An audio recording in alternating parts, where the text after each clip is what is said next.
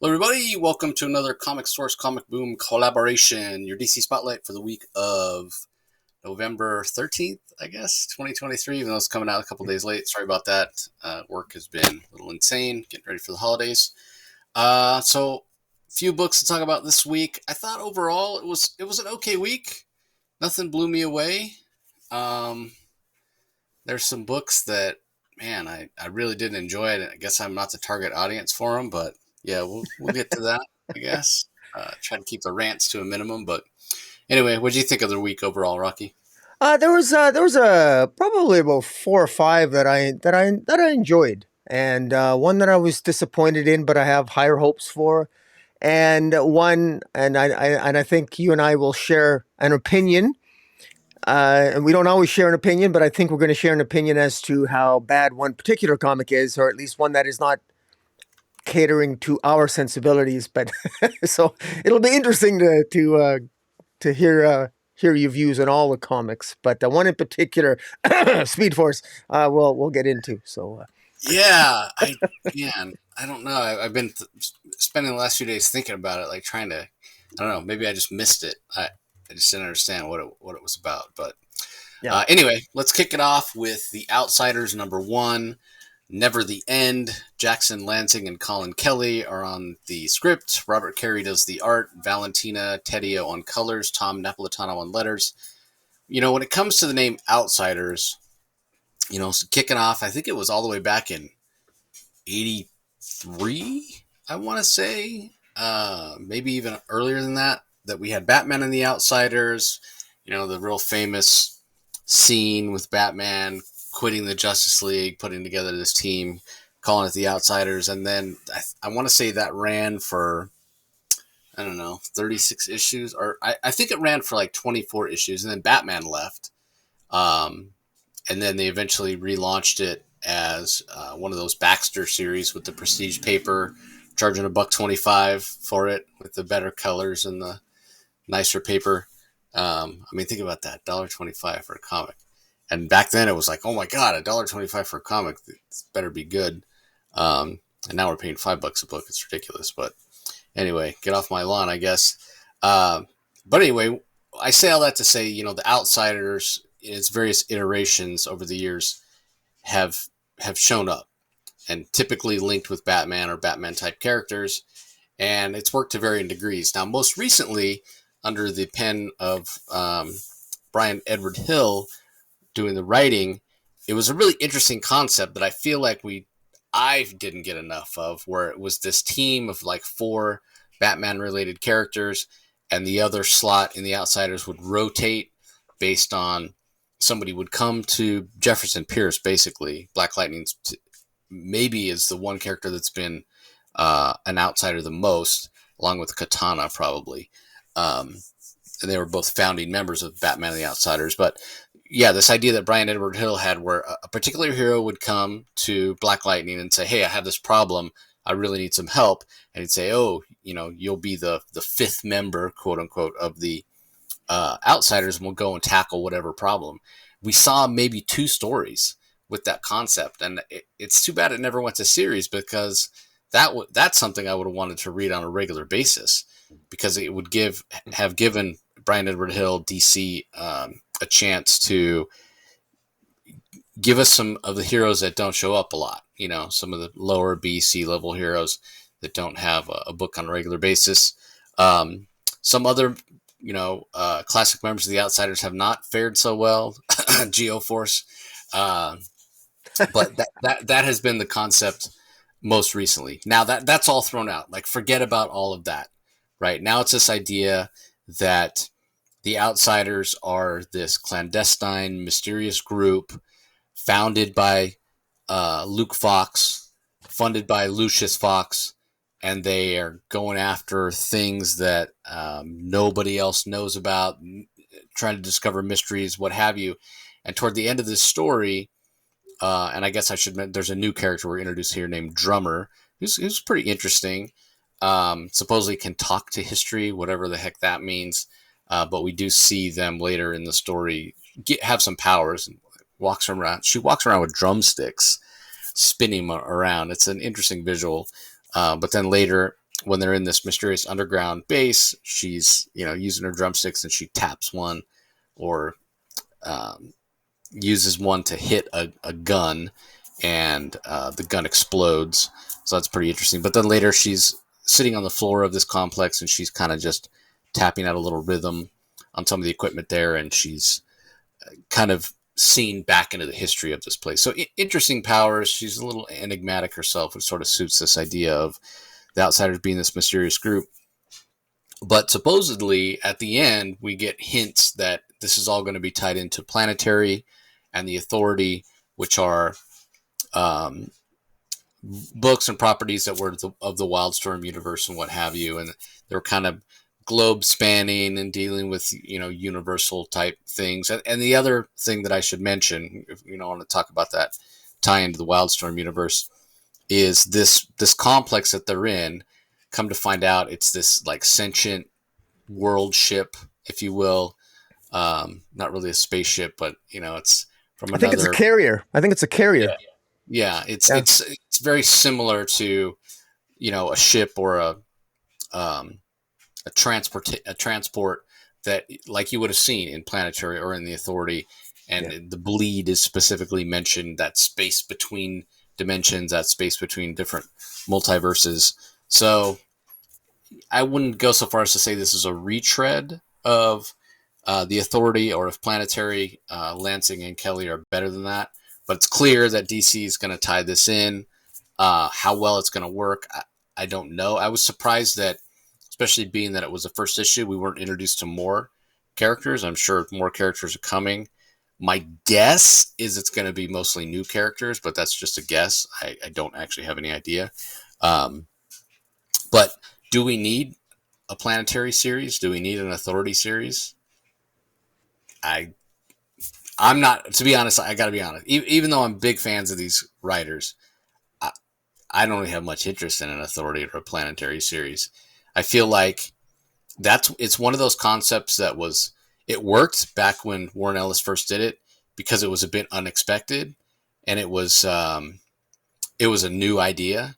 Now the whole idea of a team of supposed heroes kind of operating outside the lines, and operating outside of Earth. That's, the bleed was kind of a metaphor for the fact that they were willing to do anything, go anywhere. Like I said, go outside the lines, be proactive rather than reactive in terms of quote unquote saving the world. That was more of a new idea when Ellis did it back in the late 90s, early 2000s, whenever it was. Now that idea has been done to death, right? Like the whole idea of an anti-hero, a hero, are you even a hero if you're willing to, kill villains and that sort of thing? Like that stuff has been retread and retread and retread so many times, partly because Planetary and Authority were so um, successful back in the day. So I have mixed feelings about how well this might work. The first issue, the strength was in the characterization, in the interactions between Luke Fox and Kate Kane, which I love Batwoman. I love Kate Kane, so I was happy to see her. I was very intrigued by this new character, Drummer, as well, and the interactions between her and Luke and her and Kate Kane. So that's where the strength was. The story itself, this idea of them finding this transport from another dimension or whatever, and going through the gauntlet of finding where the reactor was, and all that was all just been there, done that. Didn't feel particularly original. I also I didn't really enjoy the art that much. It was, I'm used to cleaner art from Robert Carey, and this art, and I'm sure it was purposeful because it did have a visceral feel to it, but it just wasn't clean. It was very sharp in places, um, and yeah, it just wasn't what I'm used to from him. So I'm sure he was trying to evoke some sort of mood, but it didn't work that well for me. It just felt a little messy and unfinished. But yeah, I mean, I guess we'll see. It's only one issue, so it's hard to really judge. But just the idea of another, Planetary, like if this is going to be Planetary or Authority, just call it that, and leave the Outsider's name for something, for that concept that Brian Edward Hill had. But I get it. I mean, when you think about it, back in the day, Wildstorm couldn't have used the name Outsiders because DC owned it, the copyright and trademark and what have you. But it is accurate when you talk about what Planetary was, what Authority was, how they operated, like I said, outside the lines. So, yeah, I mixed feelings about this one. But if anything, these writers are very talented. So if anybody can make it work, it's these two. What do you think about it, Rocky? Well, I want to be very clear here. I love Planetary. I got both the omnibus volumes of Absolute Planetary, volumes 1 and 2. It is easily in my top 10 greatest comic book 27 issue series of all time. It is absolutely phenomenal.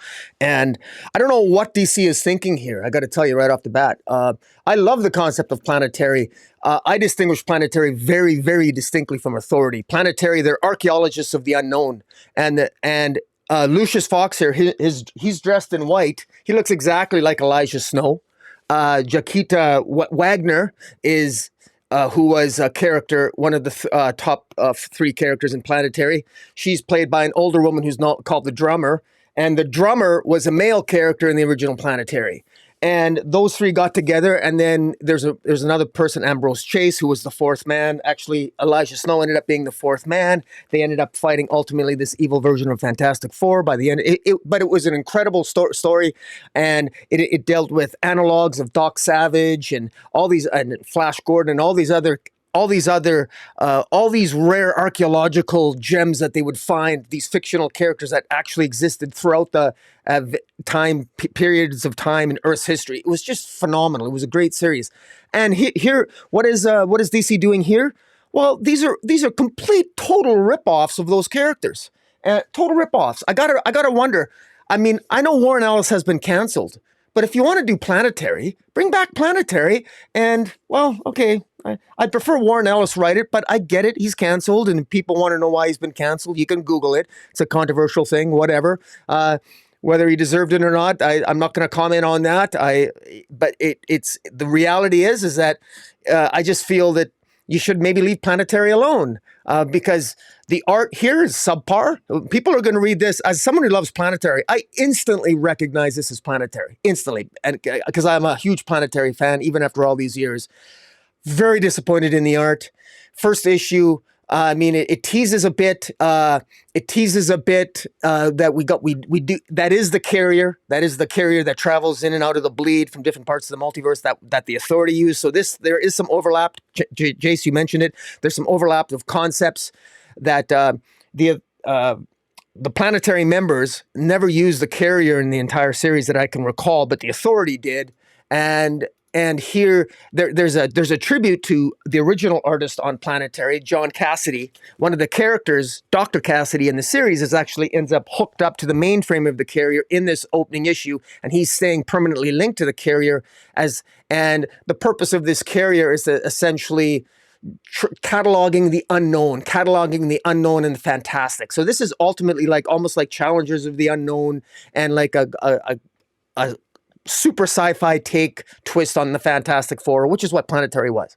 And this has a lot of potential, but I got to tell you, having read this issue, I've already read the second issue already. I snuck ahead. I had to read it. It's not as good as Planetary, but the concepts, if they were done right, these are really cool concepts. And there's even on the final page here, we see the Planetary book, the Planetary guide. We know that every century has a spirit of the century. Jenny Sparks of the Authority was the spirit of the 20th century. She died and was replaced by another character who became the spirit of the 21st century. It looks like they have a hall of sort of spirits of the various centuries in the carrier that's shown on the last page along with the Planetary guide. Lansing and Kelly are dealing with a lot of highbrow concepts here that were dealt with in Planetary, and in my view, I don't think they've been expanded on much by DC at all. I'm a little disappointed that this hasn't gotten more hype and that this wasn't gifted with, and I say this with great respect, a better artist and maybe a higher profile creative team. But I'm going to cut Kelly. I'm going to cut Jackson Lansing and Colin Kelly some slack on this, and I'm hoping to see where this goes in the first story arc. But it's great to see Planetary. Again, I just wish it wasn't called Outsiders, and I wish it had its own comic. So it's weird. Sorry, you're on mute again. Sorry about that. Yeah, it's baffling the choices that like why call this Outsiders? Like again, I go back to what I was saying earlier about Planetary. And you know you mentioned it yourself. It's kind of a mashup of the two. You know, Authority was really the ideas of heroes being proactive and going after villains, and then Planetary, obviously, like you mentioned, a little more of the sci-fi Fantastic Four, push to the limit, mashing up those two ideas. Yeah, it's been done before. So again, I have faith in these guys, but I agree with you. I mean, and that's the thing that got me. Like I went back and like obviously I look at the credits first. I wasn't very far into the book before I was like, wait, who's this artist? Because I'm not really digging this art. And I went back and looked at saw it was Robert Carey. I was like, wait, what? So again, maybe he's trying a different style. Maybe he thinks this suits the mysterious nature of the story better. But yeah, like just cleaner lines, man. That's all it needs is some cleaner lines. Anyway, let's move on. We have Green Lantern number 5. This is from writer Jeremy Adams, art by Zermanico, colors by Romulo Fajardo Jr., letters by Dave Sharp. We're up to issue 5 of this, so we're getting a decent idea of what the point of Adam's Green Lantern is. Very different feel from what his Flash has. I do feel like it suffered from that Night Terrors interruption. That's part of the reason it feels like we should be so much further along than issue 5. But in this issue, we're really seeing Sinestro at his old evil self, and we're seeing the limitations of what Hal can do with his ring, and really why, in my opinion, Hal's the best Green Lantern ever, because Adams is going back and mining some concepts, some classic Silver Age concepts of Green Lantern, but in a more serious way than things were done in the Silver Age. And so despite those limitations to his ring, Hal finds a way. And that's what I like. I just, as much as, and Jeremy talked about this when he was on the show last, as much as when you're telling a Green Lantern story, you feel that pull to space. You feel the pull as a writer, Jeremy was telling us, to write a, big grand space opera. And if you think that's a bad thing, you can blame Jeff Johns. And if you think that's a good thing, you can give credit to Jeff Johns, because he's really the one that made it during his run, where every story was this big, huge, sprawling epic with different colors of the lantern spectrum and what have you. But man, when I grew up reading Green Lantern back in the day, my favorite era, it was that era where he didn't have the ring for a while. John Stewart first got the chance to wear the ring on a regular basis, and Hal was on Earth. It was on Earth. And yeah, even though he would go on space adventures, once in a while, he spent a lot of his time on Earth. Ferris aircraft was a big part of the story as well. And that's where we are with this. So maybe that's why I'm enjoying it so much. It's the nostalgia. But the Zermanico art is gorgeous. The colors are gorgeous. Yeah, I'm really digging this. And I love that it's Hal against Sinestro. And as much as they are kind of opposite sides of the same coin, it's sort of a classic aspect to both these characters. They are both sort of trapped here on Earth. They have more in common than they realize. And we haven't, or Jeremy Adams hasn't explored that much, but I have a feeling it's coming. So we'll see how that all plays out. But yeah, really digging this. But I guess it's to be expected. I've come to trust Jeremy Adams and his storytelling sensibility. So what were your thoughts on it? I think compliments to Jeremy Adams, because he very rightly creates a story that I'm gonna be blunt here. It is somewhat decompressed, I think, but to the benefit of all of us, because we get more of Exomanico's fantastic visuals. Because this is really just an extension of a story from last issue, and it's going to continue into next issue, where Hal Jordan next issue has a huge battle against Sinestro, but the visuals here are just fantastic, and it's basically Sinestro sending attack drones and missiles to Tokyo, Washington, Moscow, and there's a lot of tension, and there's a lot of action pack action scenes, and there's even a scene where Hal Jordan, who's we know he Hal Jordan's very good at dealing with his own fear, but he's also very good. He even gives a speech to a Tokyo reporter, Japanese reporter, telling other people, don't be fearful, that he's been all over the universe. And one thing about people of Earth, we have courage. And so, I mean, he does something one does not normally associate Green Lantern with giving speeches. That's more Wonder Woman's domain, but it's nice to see Hal give lip service to such things. He doesn't just walk the walk. He talks the talk too. And so that was pretty cool. I love there was the visual near the end where he uses his ring, some cool constructs of, it looks like a tiger and an eagle, going up high into the atmosphere to try to destroy two missiles that are on different sides of the Earth. But he's only got so much time, but he's got to utilize a little bit of science and basic math there by going up into the atmosphere and taking out the missiles. I thought it was well done. Fantastic art. A couple of great double page spreads, and minor little criticism on the story here. At the end, he ends up fighting Sinestro. At the end, Sinestro gets all upset, and it looks like Sinestro has a Red Lantern ring of rage. And I'm wondering why Sinestro even bothered creating all this chaos in the first place if he had a Red Lantern ring. Which can't he use the Red Lantern ring to sort of escape Earth's atmosphere? Because Sinestro wants to get off the Earth. Because he in the last issue, in I think it was the second last issue, he approached Hal in a bar and said, "Give me your ring. I want to leave this planet because it's basically been cordoned off by the United Planets." So Sinestro just seems to be wanting to create chaos. But why? Because he has a Red Lantern ring.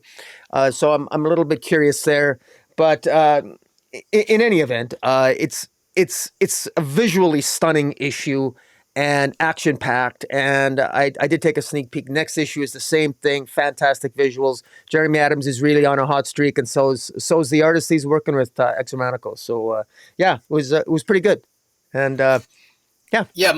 My take was that he's sending out these missiles everywhere, trying to create a fear. Because he doesn't have a fear battery to power his yellow ring. And then when that doesn't work because of Hal, and Hal he solves the problem with his brain instead of using Brawn. Oh, okay. Brawn to actually stop the missiles. But that was the whole point. He was going to charge up the yellow ring with fear. And when that backfires, he gets so pissed off that he taps into the rage, the red of rage. So, I didn't know you could do that. I didn't know that's how a Sinestro ring gets powered up by other people's fear. I didn't know that. Yeah. I mean, typically you have the yellow battery, right? But he didn't have the yellow battery, so his next best thing was let me generate enough fear. If there's enough fear out there, I can tap into it. Because when you think about it, I mean, any battery in the emotional spectrum, whether it's green and willpower or red rage or yellow fear, whatever, it's all powered by the emotional spectrum. The emotions. The amount of that emotion that's in in the universe as a whole, they're trapped on Earth. So let's say Earth as a whole in this particular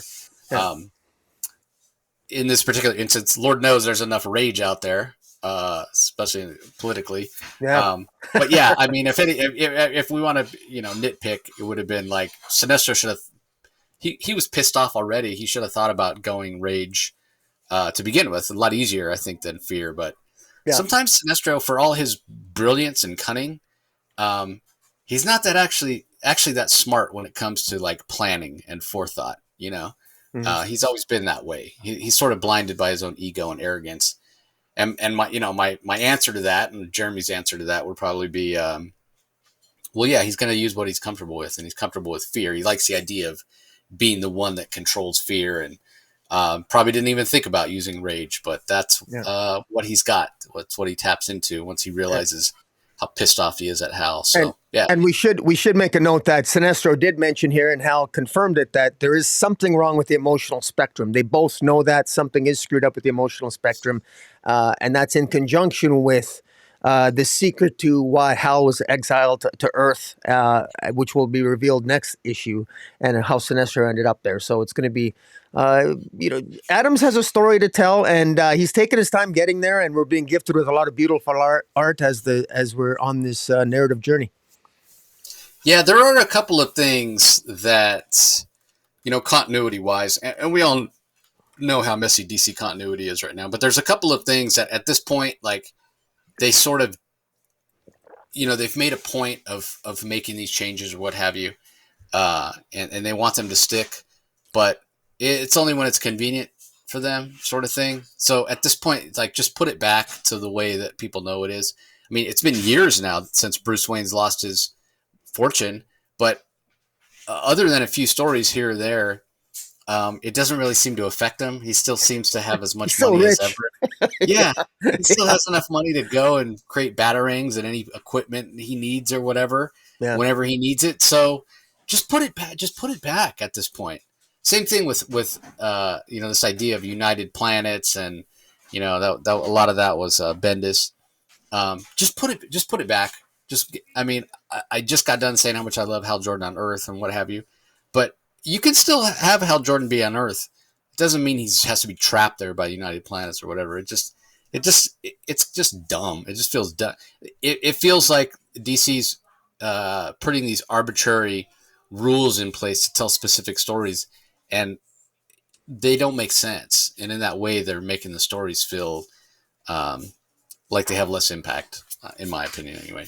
Yeah. All right, let's move on. Speaking of But being lost out well, in space. there's a backup. We can Oh, that's right. the Korg That's right. backup. Yeah. There's Yeah. a Korg backup. Good thing you brought it up, because DC just announced recently there's going to be a Sinister Sons story or series coming out.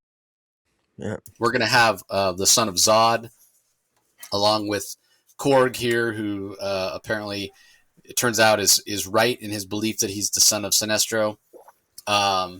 So I've talked about this previously. Super Sons, written by Peter J. Tomasi. Well, he's the one that's writing the Sinister Sons as well. He's the one that writes this story. Peter J. Tomasi handles the writing. David LaFuente handles the art. We talked about this when they did the first issue, kind of a speculator alert. Hey, first appearance of Sinestro's son. If you want to go and pick it up, it may at some point have some value. Who knows? I should mention Tamara Bonville on his colors. Rob Lee does letters. I like the idea of Sinestro having a son of this age. We know he has a daughter, Sornik, who's a little more sophisticated and very Mature. different. Yeah, very good looking as well. Yeah. And actually have the page where she first becomes a Yellow Lantern, because she was a member of the Green Lantern Corps. She becomes a Yellow Lantern. I have it hanging up right here. Original art from Brad Walker. But anyway, she always was at odds with her father, and that's very different when you contrast it with what Korg, who seems to worship his father, and you can see why, right? We get sort of his origin, I suppose you'd say, in this particular issue. So he lives on this sort of backwards planet where he's member of like a street urchin gang, think Oliver Twist. And we find out, yes, his mother just abandoned him there, said she was going to be back, never came back. And so he's forced to steal and hand off to this character who, again, very Oliver Twist, supposedly cares for these orphans and what have you. Really, he's just looking to enrich himself. And so you can understand the different upbringing, where Sornik, grew up with family and community and friends on Korgar. Korg didn't. That's why he's called Korg, because this character's like, yeah, I know you're from Korgar. I shortened that to Korg. That's why you got your name, because your brother just abandoned you here, what have you. So he thinks of himself as, the son of Sinestro, and looks at it, the upbringing he's had, and thinks about Sinestro and how Sinestro doesn't bend a knee to anyone. Sinestro has all the power, what have you. And he sees that as a good thing. So he aspires to be like his father, Sinestro. Very different than Sornik. It'll be interesting when that meeting ever happens between Korg and Sornik. So I really like the concept I have from the very first backup story we got with Korg in it. The only thing that I don't care for, and it's not that the art is bad. LaFuente's art is fantastic. He's a fantastic artist. I just don't think his style, which is much more of an animated style, kind of almost like an all ages style, I just don't think it's suited for this type of story. It to me, he should be doing like Scooby-Doo comics and that sort of thing, rather than superhero stuff, because he does have that very animated all ages sort of feel. And this is sort of a more, grounded and story with more emotion and what have you, and it feels weird when I read it and I look at this art. Again, not to say the storytelling is bad or the composition or whatever. It's all fantastic, beautiful color work as well. It just feels weird. It just feels weird. I think somebody with uh, finer line weights and just a different sensibility would give the story more impact rather than having this art style that, if anything, sort of lessens the impact, if you know what I'm saying. But I'm still very excited. I don't remember what Zod's son's name is off the top of my head, but I can only imagine. I think it's Lars. Isn't it Larzod? Yeah, that sounds. Something Yeah, like that sounds right. something like that. Um, I butchered that, I'm sure. yeah, I mean, you think about the ways that John Kent and Damian Wayne, the original Super Sons, think about the ways they got along, the ways they didn't get along, why there was sort of abrasiveness between the two of them, just having different outlooks on life. I don't know that that's going to be the same here with Korg and Lars, because they have sort of similar outlook, very different upbringings. Though Lars was raised as royalty, so maybe that's where the friction will come from. But it's going to be interesting to see, and I'm excited to see. I don't think La Fuente is the artist on that, but I'm going to check on that while you give us your thoughts on the backup. Well, the only thing I would say is that there's no indication, there's no actual evidence presented in either this is the third chapter of Corrigan. There's no evidence presented that he's in any way, shape, or form related to Sinestro.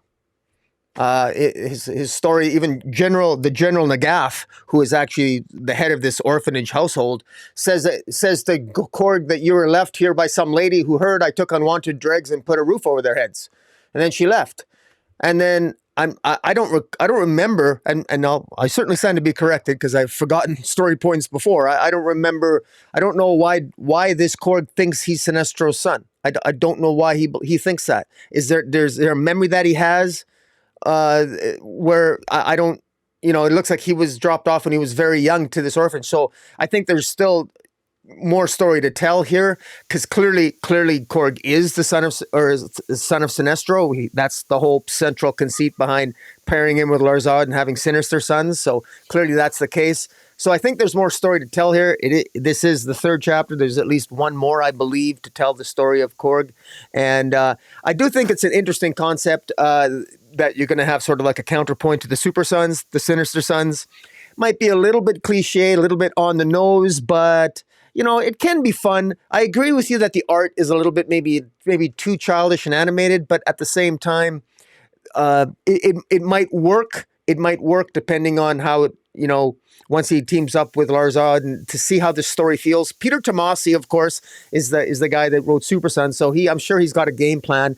I'm curious to see what it is, and it's funny how DC keeps trying to, recapture the magic that they lost now that they aged up the Super Sons, and you really can't have a Super Sons team up anymore. Really, you really can't anymore. So now you got to try to find an analog, and so you got the Sinister Sons. And are you gonna try to capture that magic once again? Good luck. I'm not saying you can't. If anybody can do it, Peter Tomasi can. But so far, Peter Tomasi's got to be careful here, because I got to be honest and say that I'm not picking up anything so far with Korg that I like, because, Damian is sort of a narcissistic jerk, but he's a good guy. And, you can still have some bad traits and be a likable character. You can be a villain and be a likable character. So far, Korg is just miserable. Korg is mean and hateful toward General Nagaf, for no reason. He's kind of a dick for the sake of being a dick, and he's a thief for the sake of being a thief. I haven't really seen a hell of a lot of redeeming qualities from Korg, and that's what I'd like to see more. Make him a little bit more likable here. Give me something to tether on to, a likable bad guy in some capacity, as opposed to just all young and a young hellion. But we shall see. Jury's still out on this. He's a dick for no reason. This guy's like makes him go out and steal for him just to give him a meager existence and a little bit of food that then he knocks out of his hand when Korg's trying to eat it. Well, I won't say.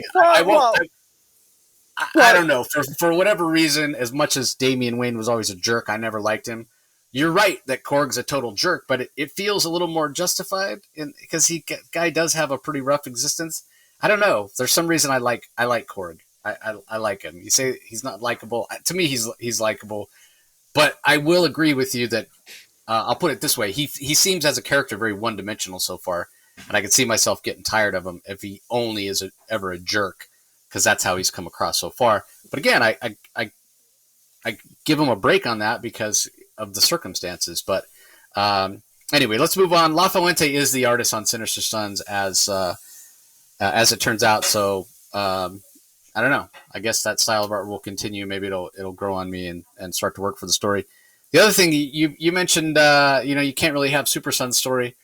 They've done a few here and there since then, and I think you can still have a Super Son I story. guess with time jumps and all that other jazz. And yeah, with all the different, they've gone out of their way to say, DC multiverse exists or what have you. It just, I think that for DC fans, and maybe this is just, on us as fans, that we care about stories more when they're in canon, they're in continuity, whatever. When they're Elseworld stories or, not on the main Earth, we just give them less, we assign less importance to them. So while I agree with you, sort of, you can't have a Super Sons story, I think, and have it count as much or have people care about it as much. But you can still do it. And I'm by no means I'm giving a pass and saying that John Kent should have been aged up. But yeah, I said it back then that once he got his own series, they were never going to be able to de-age him, and that appears to be the case. So anyway, let's move on. Next up, we have Superman Lost. We're up to issue 8. This is from Christopher Priest on script, Carlo Pagulian on pencils and plot, Jason Paz on inks, Will Conrad on art, Jeremy Cox on colors, and Willie Schubert on letters. Yeah, we saw last issue in an attempt to sort of snap Superman out of his fugue, I guess, since he's been back. Lois goes to Lex Luthor, Luthor being Luthor. I know why you're here before you even open your mouth. You want my help to, snap Superman out of it. I've given you cancer. Not exactly what Lois had in mind, but really interesting concept from Christopher Priest, and Lois being stubborn, being, I can, fix this myself. I'll figure out a way. Doesn't even tell Clark. Doesn't even tell Superman, and so he doesn't find out till the end of this issue. So a little bit of a bridge issue, a little bit of setup. But what I loved about this issue was it showed that there was a deeper meaning behind the idea and the title of Superman Lost. Like, all this time, I've been thinking, okay, Superman Lost is the story of, and we talked about it at the very beginning, what are we going to get here? Is it going to be Superman trying to get home, having various adventures and helping people along the way while he's been doing this? As it turns out, it's a little different than that. After reading this issue, I get the feeling that it's more Superman is back on Earth, but he's still lost. He's not himself. He's not Superman. That is a much more interesting concept because we didn't really get the first. We got him sort of finding this planet that he called Kansas because it had a place that reminded him of Kansas that was interesting because most of the atmosphere would have been toxic to regular humans, and there was this isolated part that actually was an oxygenated atmosphere where none of the native inhabitants of the planet could live because oxygen was kind of poisonous to them. But that's where he was for decades and decades, trying to use that as a home base to find a way home. Yeah, the planet was called Hope. The planet was called Hope. Yeah, and trying to do things where he could help out the inhabitants of that planet because there were two different factions and they were sort of diametrically opposed and what have you. And then when it comes to the point where that planet's going to be doomed, he has to venture out from that planet to go try to find a way to save them. And now it's been so long with the whole idea of traveling that distance and how it affects time. He has to come to terms with the fact that he failed. That planet is lost. that planet is gone. Even if we were to be able to get back there, it wouldn't exist anymore. And so he's sort of torn. Even though he's back home on Earth, he's not really present because he's dealing with the fact that he abjectly failed to do what it is that he does as Superman. So there's all these different meanings and all this depth and layer to the idea of him being lost. And credit to Lois, she knows Superman, she knows Clark better than anybody, and maybe Luthor as well, I guess, because what Luthor's done is going to work ultimately at the end of the day, because you can just see Superman sort of starting to come to terms and realize that he needs to be present on Earth where he is, now that he's back. So just fantastic, just great. Great story work, great characterization by Christopher Priest and Pagulian, and fantastic art by Pagulian. This idea of Superman lost is not the idea of him being far out in space with no way to get home, but him being on Earth and not being himself, not being the hero that we know him to be because of circumstances that happen to him that he can't seem to let go. So, oftentimes we hear writers writers say themselves, "Hey, yeah, Superman's such a hard character to write. How do you challenge him? He's so powerful." And then you hear other writers, especially Dan Jurgens, he always talks about dealing with the emotionality of Superman. That's how you have to approach it, so you can tell interesting stories. This is a perfect example of how you tell a great Superman story, get into the emotion of the character. That's how you challenge him. So I thought this was fantastic. Continues to be a really, really awesome title. And I love that white Superman suit. The visual is fantastic. So what were your thoughts on this one? I really loved it, and Supergirl looks pretty damn hot. That she looks better in the white suit than Superman. Let's just say it. Come on, I mean, she looks amazing. And you talked about the theme of the title itself, Superman Lost. It's multi-layered in this issue because we have Metallo. Some credit, I got to give credit to writer Christopher Priest. He incorporates some aspects of what we've already seen in the Metallo storyline, insofar by Philip Kennedy Johnson. At least Metallo's struggles as a character, struggling with his own past, and Superman battles Metallo, but Metallo won't even use the kryptonite against Superman because Metallo himself is somewhat lost, looking for a purpose in his life because he feels because of his own circumstances. And Kal-El has an interesting conversation with Kara, who Kara thinks that Superman, maybe kick Metallo's ass instead of sitting there trying to talk to him. But clearly, because of Superman's experience being essentially lost for 20 years in space, he probably has in his own way sort of an unconscious way to relate now to Metallo in some way, and he's still lost himself as to again trying to get his bearings back on Earth, and he feels probably undoubtedly that he failed the previous planet called Hope that he was on. He hasn't really gotten over that.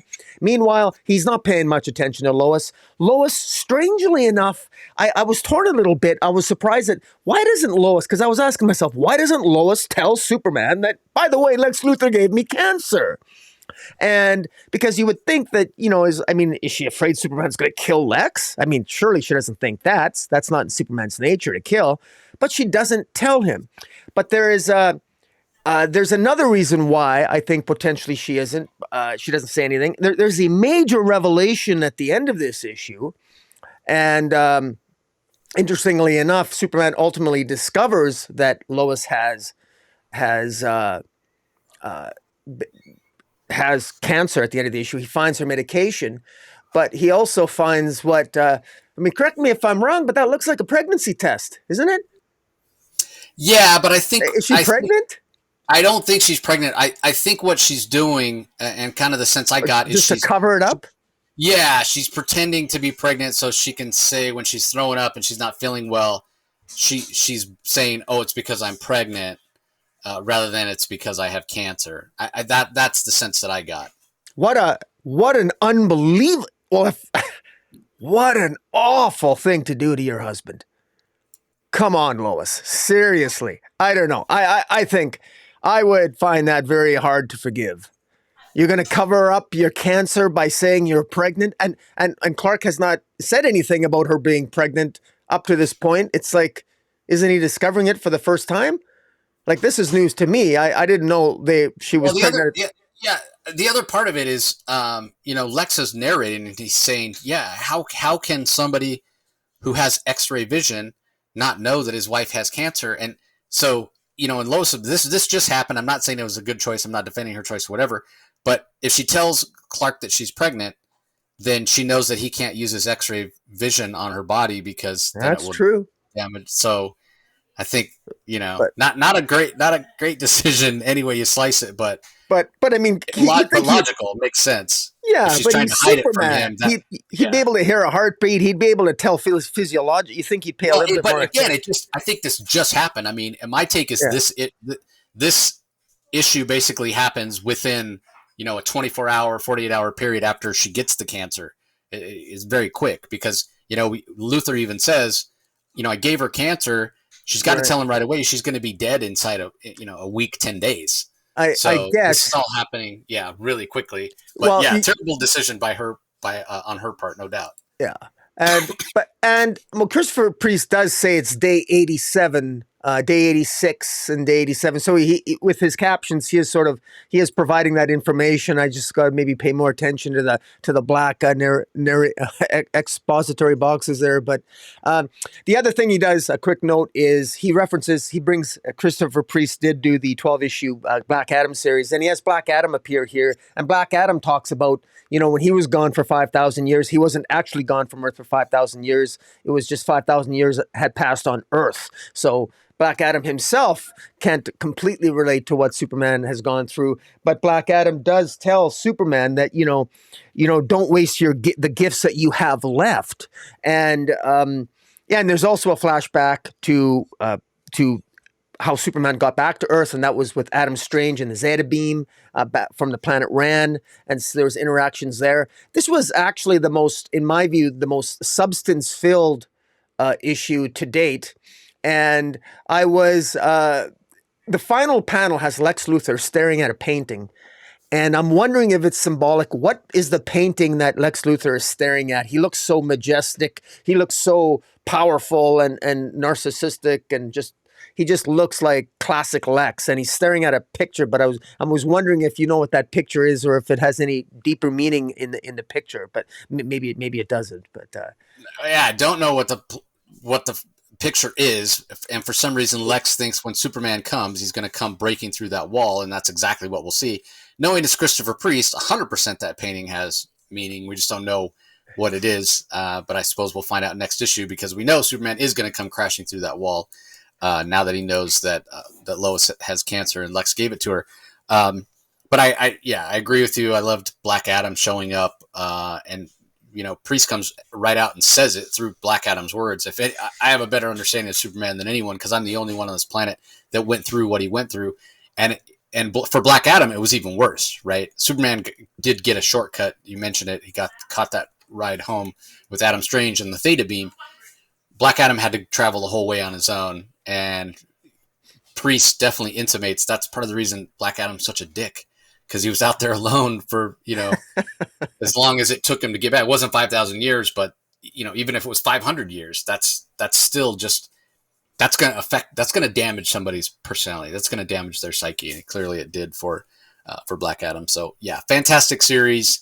It's in one of those like most Christopher Priest series, it's going to read really well as a collected edition. Okay, moving on, we have Wesley Dodds, The Sandman #2, from writer Robert Venditti. Art is by Riley Rosmo, colors by Ivan Placencia, letters by Tom Napolitano. This is one of those situations where we've gotten so much story in only 2 issues from Venditti that I found myself surprised. Wait, this was only issue 2? This feels like it's been going on longer.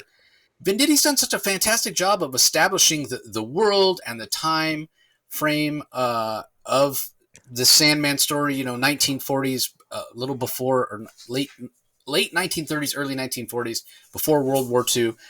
Just done such a fantastic job of really establishing who Wesley Dodds is. Why he has I don't want to say issues that he has, but why he struggles the way that he does.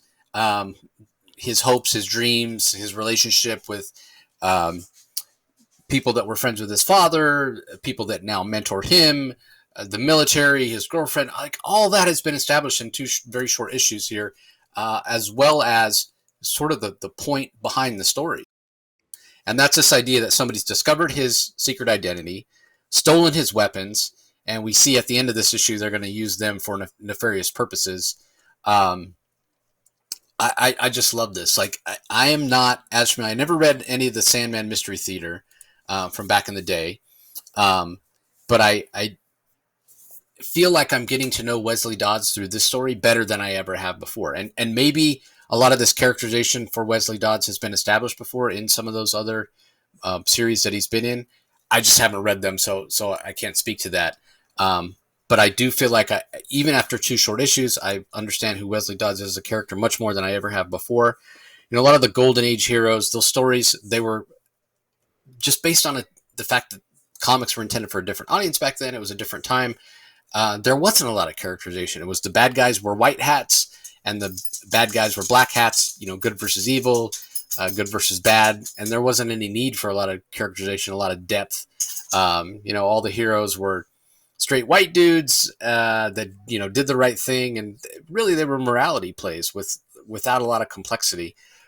Venditti's adding complexity for me to Wesley Dodds, and it's really fantastic. As far as the art goes, Riley Rosmo just continues to get better and better. Fantastic choice for the series, especially when you start talking about using the sleep gas and inducing nightmares and what have you.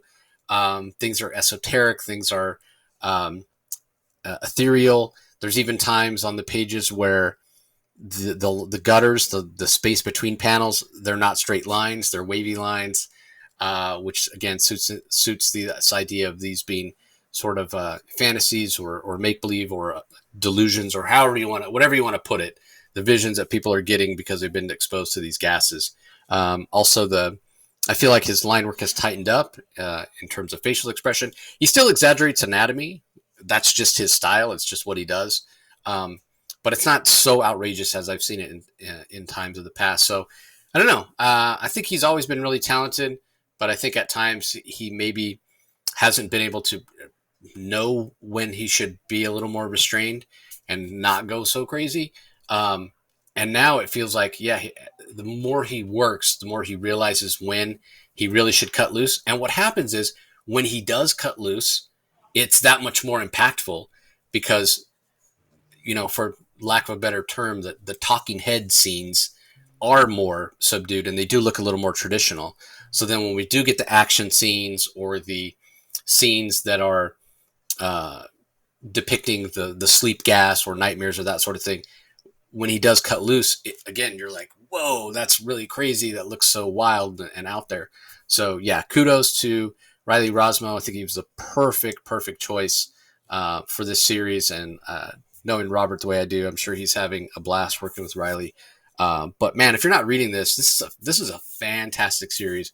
Once again, Venditti showing he does his research. I'm sure he read pretty much all the Wesley Dodds Sandman stuff he could get his hands on before he started writing this series. And that's probably why, for me, somebody who's not as familiar with the character, feels in two short issues like the foundation has been laid very, very quickly.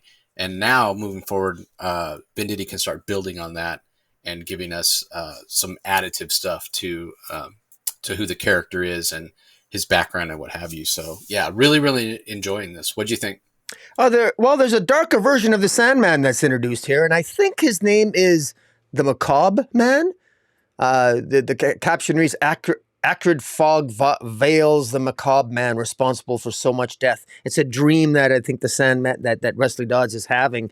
And this macabre man pretty much looks identical to Sandman, except that he's all cloaked in black with tinges of red. It looks pretty cool. And obviously whoever is behind the villain's mask here was responsible for starting the fire of Wesley Dodds' home to cloak and to hide the fact that he stole all of Wesley Dodds' paper and all of the research that he did and all these deadly gases that he developed in pre-World War 2, I guess, because this is around 1940, and so it's interesting. It's building towards something. I like the supporting character Diane Belmont, his love interest. She's the daughter of the district attorney. So Wesley Dodds uses his fiance, she basically pulls some strings, and he does have access to information that helps him with some of his investigations as the Sandman, and so far, everything flows, and the art really is fantastic. You nailed it. Well, it's funny, when we started talking about it's so funny when you go back the 2 years, the dialogue you and I have had reviewing comics when we talk about Riley Rosmo. We started with him on Harley Quinn, and we talked about how, well, it's not bad, and sometimes it was off, and then slowly you could see, well, this is really a great scene here. Boy, there's creative use of the paneling here, and boy, he's actually seems to be getting better. Oh my God. I mean, as you said, just a gradual ongoing improvement. And the scenes in the backgrounds here really are excellent. Even his faces his drawing on faces has improved.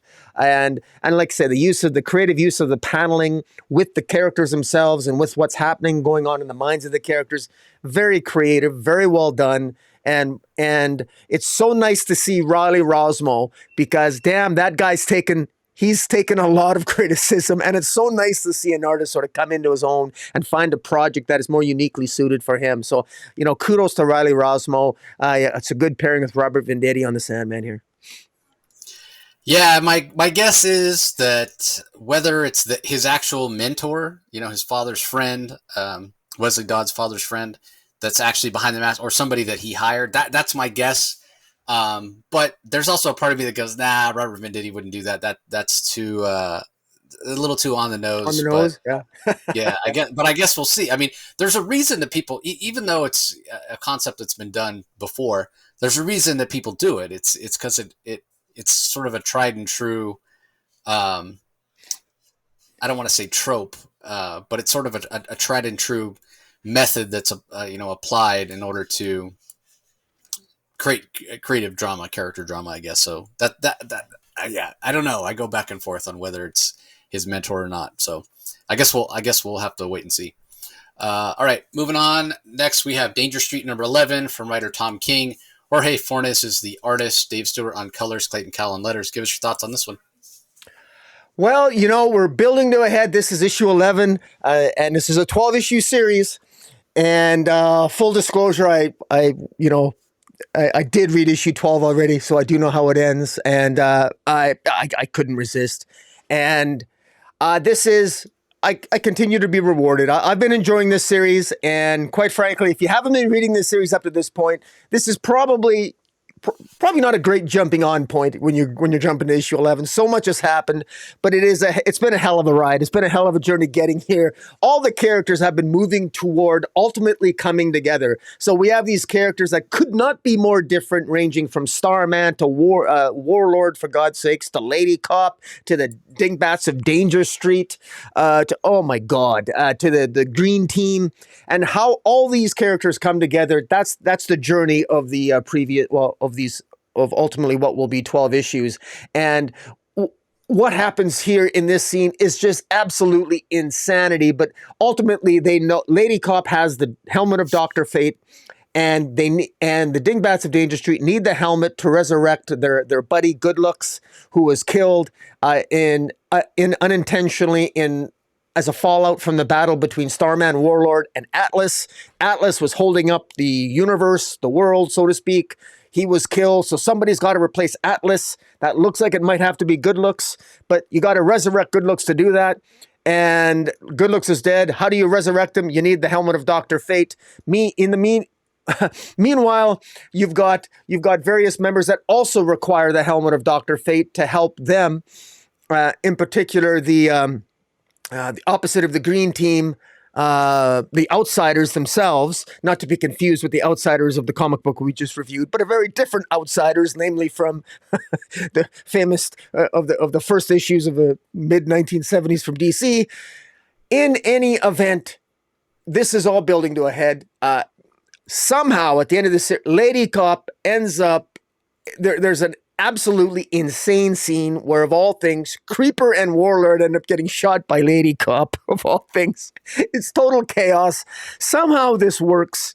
I gotta say that if somebody picked up this issue at random and saw this random blonde that they don't know, because she's not actually called Lady Cop, I think, in this particular issue, although she is randomly at different points, and she randomly shoots the Creeper and Warlord. I mean, how that it almost boggles the mind that just some random untrained, you know, some random female cop with a gun can take out Warlord and Creeper. It's crazy. And yet somehow the scene just works just because of the journey getting there. And there's a tragedy to it.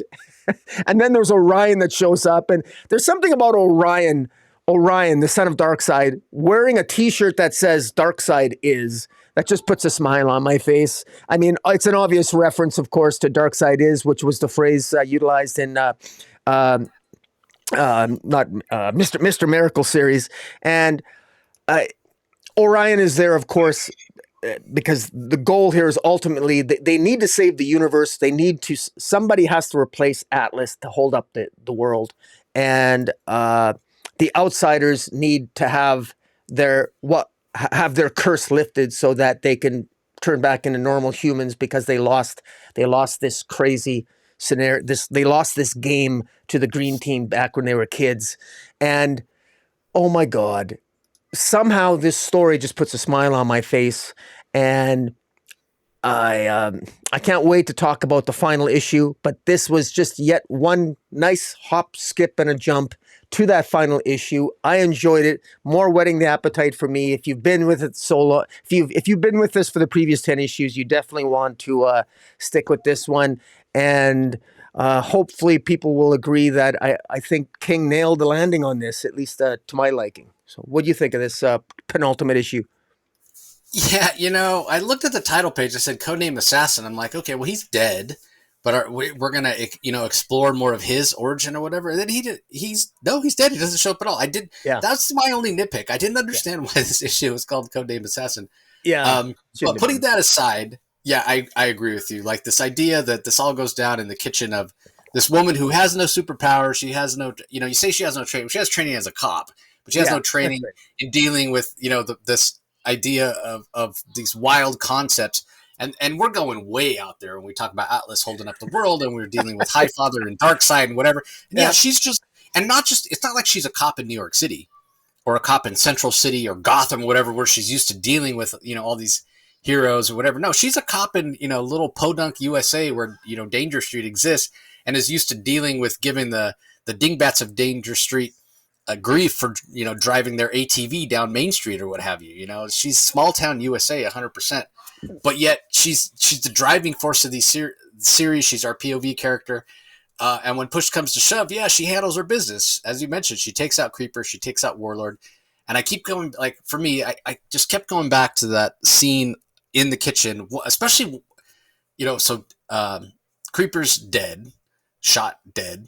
Warlord shot dead. They bring Good Luck's body. He's there, laid out next to them. They're going to use the helmet of Dr. Fate to bring them back. And this is I'm not impugning Good Looks at all, right? Creeper and Warlord, they're fresh kills, as you were. But Jorge Forte's depiction of Good Looks, he's not looking good. He's been dead for a few days. Yeah. Maybe a little longer than that. He's not looking good, Body's turned all dark gray. Eyes are, have fallen back into his head. He doesn't look good. And that's funny to me because, just his name, he's Good Looks, right? He's Good Looks. This is not a good look as his body's laying there dead on the kitchen floor. So the art has been fantastic. We've said it time and time again. You mentioned it once again when you were talking about the book, just the idea of taking all these characters who have nothing to do with one another and weaving together, first of all, not just a story that makes sense by Tom King, but a story that's compelling and goes above and beyond and is so much better than, a lot of the other stories that on their surface are a little more, a straight line from point A to point B. Yeah, if you would have told me that King could do this to pull it off with this level of skill, I probably would have believed you because it's Tom King. And that being said, this is still surprising me with just how good it is. Uh, King knows what he's doing, especially when it comes to choosing an artist for a project. We know that a lot of times when King ends up working with artists, they tend to work with him again because he is such a fantastic storyteller. So King's got this stable of artists that he works with now. You know, Mitch Gerrard's obviously comes to mind with Strange Adventures and Mr. Miracle, Sheriff of Babylon, what have you.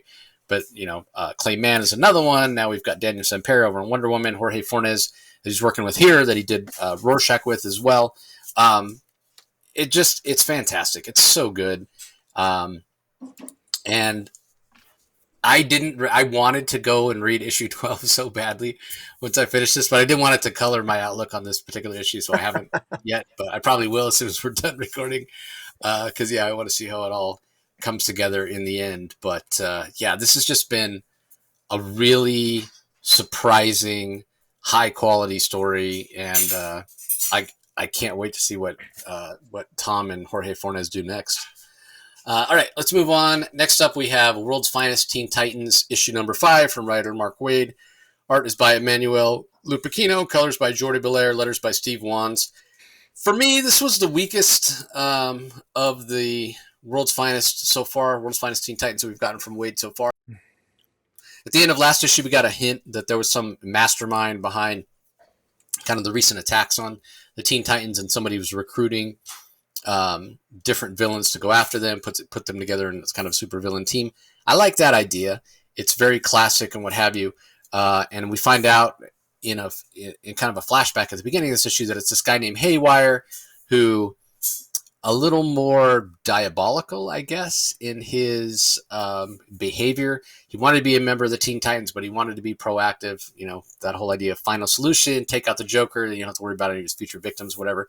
Obviously, the Teen Titans are not about to go to that level, so they said, get out of here. You're never going to be a member of the team. The guy feels spurned, and now he's taking it out on the Titans. So, again, classic feel, and this World's Finest Teen Titans has been, we've talked about it before, in a way a flashback to when these characters first got together. They're not quite the cohesive team in terms of feeling like a family, and also in terms of capabilities. They kind of get their butts kicked here in this particular issue, and that causes some friction as well. But yet it's set in kind of modern day, which is an interesting juxtaposition. But that all works fine. It's not necessarily groundbreaking or what have you, but it's kind of what you would come to expect from Mark Waid doing sort of a version of early Titan stories that would fit into any era. The thing I didn't like about it is it just felt choppy. This is the first time I felt like Waid tried to jam in more into the pages of the story than he actually had room for. But it's a minor nitpick. I mean, if you're fans of the Teen Titans, if you're a fan of what Wade's been doing in the series so far, you're going to enjoy this just fine. But yeah, especially when we get issues like we did last issue with a really kind of a decompressed story exploring the relationship with Wally West and Roy Harper and Garth Aqualad. We really character focused, and it all took place over a weekend at Wally's house. And then you jump from that to this, where maybe part of it was because of the flashback, but it just didn't flow as well for me.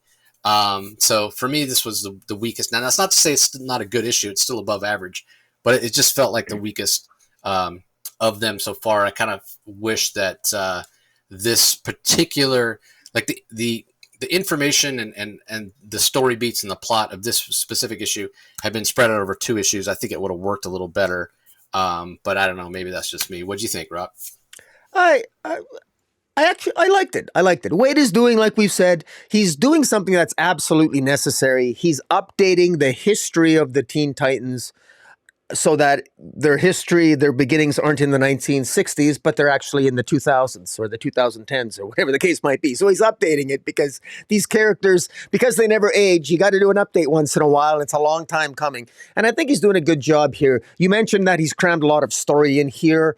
And I don't mind that. I don't mind that because I would prefer that, even though there are some shortcomings there. I agree that maybe it's cramming a little bit too much. On the other hand, I don't know if I want this to be dragged out for I don't need two issues telling what's in this one issue. I get it. The Terror Titans, this is their first encounter with the Terror Titans where they're basically humiliated and beaten and they're downtrodden just when they're at their lowest, just when they're really starting to get to know each other. We've already been shown by Mark Waid some really great character development. We know how dysfunctional we know what the various character flaws of each of the characters are, from Roy Harper to Donna Troy to Garth, and we know that these are teenagers with their own degrees of dysfunction and angst and what have you, and this issue culminates with Dick Grayson finally having enough. He's embarrassed. He's being grounded by Batman. He doesn't have quite the freedom.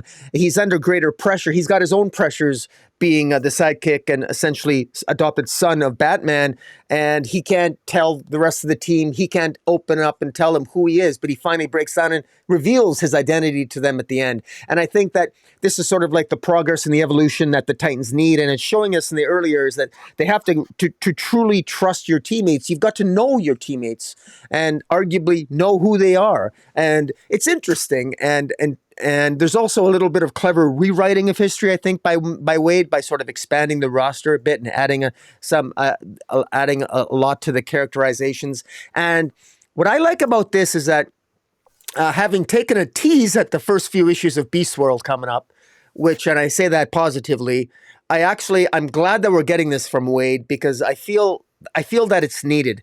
Because ironically enough, even though these are stories of the Teen Titans in the past, I feel that because of these stories of the past, Mark Waid is reminding me how far these characters have grown and have come, and I can appreciate them more being at the Justice League level, even if the story per se by Tom Taylor isn't quite Justice League level threat, although I think it will get there. I really appreciate this. So even though this is very different than what maybe Taylor's doing in the Titans comic, I think that this is a good corollary to that, because it reminds us of just how far these characters have come. And so for that reason, I enjoyed this issue, and it's nice to see. I hope this, I don't know what the sales are in this, but I hope this attracts some new readership and fosters some greater interest in these characters, because I do think they deserve it. And they are. We got to remind ourselves that they are the de facto Justice League at the moment in their present iterations. Yeah, I agree with you. I think that this is establishing sort of a new baseline, and there are a lot of readers now, newer generation, they're not even aware that Titans started back in the 60s. A lot of people probably more familiar with new Teen Titans from Wolfman and Perez, and obviously Titans Go cartoon and what have you. So yeah, we'll see how that plays out. And then we haven't mentioned it on the podcast, but did you see the Beast Wars cover, that there's going to be a lenticular one where the Beast transformed, or Garth Beast Boy transforms to Starro back and forth? So, I haven't seen that lenticular one. No. Yeah, it's kind of rough. I don't know. Yeah, I don't know how well that's going to work. I'm gonna quickly give a teaser and just say that as absurd as I thought the concept of Beast World was, I will say that, god damn, I think Taylor might have pulled it off. I was surprised that it was substantially better than I expected it to be. Substantially. Yeah, it should usually remind everybody this time of year. So DC, like a lot of people this time of year, they want to take time off for the holidays to be with their family. So this time of year, often they work a little bit ahead, and so we get all the typically we have like 1 or 2 weeks ahead of time in the press previews. This time of year, it's often like probably by the 1st of December, we'll have all the access to all the books through the end of the year. Again, just a logistics thing. So anyway, let's move on. Detective Comics number 1077 from writer Ram V, Jason Sean Alexander on art, Dave Stewart on colors, Ariana Mayer on letters. Batman's about to be hanged. What'd you think? Everything. Batman is about to be hanged, but you know what? Catwoman is putting together a crew to stop it. And it's, I got to admit, just when this was, Ram V has man, I've been sort of up and down on this. I get the impression you have been as well. You know, it's been highs and lows with Ram V's storyline. But and just when I'm starting to lose interest in it, or it's starting to lose me, or get too esoteric or too out there, all of a sudden, boom! Last issue brought me back with Catwoman putting together a team with Commissioner Gordon, and then of course we have Mr. Freeze joining in this issue, and of course they're going to save Batman. Batman possessed by, you know, he's in his mind, he's possessed by the Asmir, and he's also got Barbados in his head. And not to be confused with the storyline over in Batman, where he's got all the multiverse of Batman Zuranas in his head. So, I mean, if you can separate Detective Comics from Batman, you'll enjoy Detective Comics a lot more. I know I am. The high point for me here is I really like to see Cheshire here. I like the fact that there's the relationship between Lian and Cheshire is something, and it's even delved and talked about in the backup. I like how Cheshire's character is being utilized here by Ram V. I actually enjoy it a little bit more here than I do over the pages of Green Arrow, with Roy Harper and what have you. And having read Green Arrow #6, I like to see Cheshire getting some more screen time, or comic book time, as you call it, or whatever. And I like the interactions between Lian and Cheshire, and I like that Catwoman, you know, Batman needs help, and Batman always, when Batman's at his grittiest, he's known to bend some lines and bend some rules once in a while. But Catwoman is prepared to always go that little extra distance. And I love that Catwoman pisses Gordon off by basically recruiting Mr. Freeze, recruiting Cheshire, who's a wanted terrorist herself. And of course, Selina doesn't care. She's going to save the man that she loves, or if she doesn't love him, she certainly enjoys occasionally having fun with him. But I enjoy this. I really enjoy this. At this point, the Orgums are so arrogant. They even know that Catwoman's up to something. They know that Catwoman's up to something, but yet they almost don't even care. They figure that they've got so much control over Gotham, with the Asmir controlling the troglodyte masses, controlling the Gotham underground, that they're not worried. They feel they're more or less in full control of most of Batman's mind, and they're going to hang him. They want to create a spectacle, and you know, even though they become aware that Catwoman has broken into the underground cells that house Batman, he basically goes down there and say, "We will come for you." It's kind of a cool moment, really cool moment. She literally goes down there by basically saying, "By the way, we're going to get you out of here." It's a real kick-ass thing for Catwoman to do. I think it just really had it felt cinematic. I really enjoyed this issue, last issue and this issue. I really like what saved this storyline for me is the members of the Bat family. I'm so glad that it's Catwoman and Commissioner Gordon and Mr. Freeze and Lian and Cheshire, and I'm glad it's not Robin or Red Robin or Barbara Gordon, or I like that it's this more eclectic group of Catwoman has her own family, her own, and of course, how can I forget Azrael? My God, who's my favorite addition here, and of course, we know that Azrael has hinted that he's going to be dressing up with his old Batman Azrael suit. So that's something to look forward to. And I love it. And this put a smile on my face. And I'm thrilled. I'm thrilled with this issue and the issue that follows, which I've read. I got to say, I'm happy. As I'm talking here, it's just suddenly occurring to me that there's more than one DC comic right now that I'm quite happy with where it's going. And I love the backup too. But before we get there, what did you think of the main story here? Yeah, I mean, I agree with you. It's been a little bit up and down. It feels like it's taken the long way around to get there at times. But yeah, it feels like Ram V's we're getting some movement.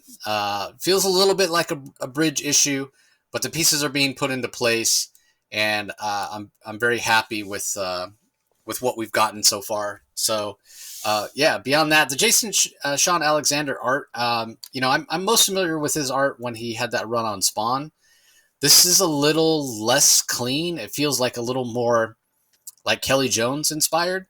And as much as, Kelly Jones was a superstar back in the 90s on Detective Comics, I was never a big fan of his over-exaggerated cape and giant bat ears or whatever. I know a lot of people loved it, and it's kind of sacrilege for me to say, yeah, he's not anywhere near my top of the list when it comes to Batman artist.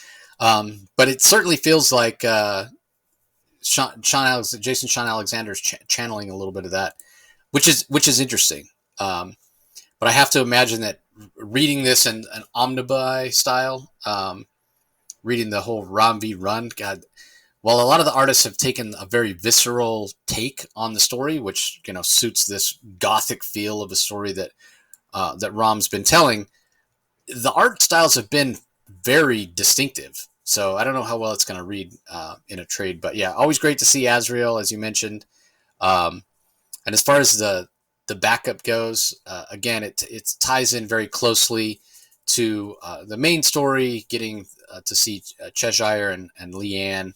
I'm not as big of a Cheshire fan as you are, but I find that dynamic interesting. To me, it's always felt like Cheshire is so much older than Roy Harper, but I guess not. I mean, I guess just based on when you think about it, like Roy came out, he made his comic book debut, decades before Cheshire did. So if anything, he should feel older, but he was always a kid when he made his debut, teenager, where Cheshire felt very sort of world weary, if you will, and been around. So that relationship has always given me a little, heebie-jeebie, like she's been robbing the cradle. But it would be interesting for me, again, because I just haven't read a lot of it, to read something that had all three of them. I can't, like, when was the last time we've had issues in the recent past with Cheshire and Lian? They're interacting here, and then we've had some issues, specifically most recently in Green Arrow, with Roy and Lian, and we've had issues with Cheshire and Roy. We haven't had anything with all three of them in the same place at the same time. Correct me if I'm wrong. No, I think that maybe it would be a little too soap opera, a little too character dynamic or whatever, and not interesting. But can we get all three of them in the same room at some point? Is somebody gonna, does DC have a law saying no, can't do that? I don't know. It seems weird to me. So anyway, just something I realized as I was reading this backup.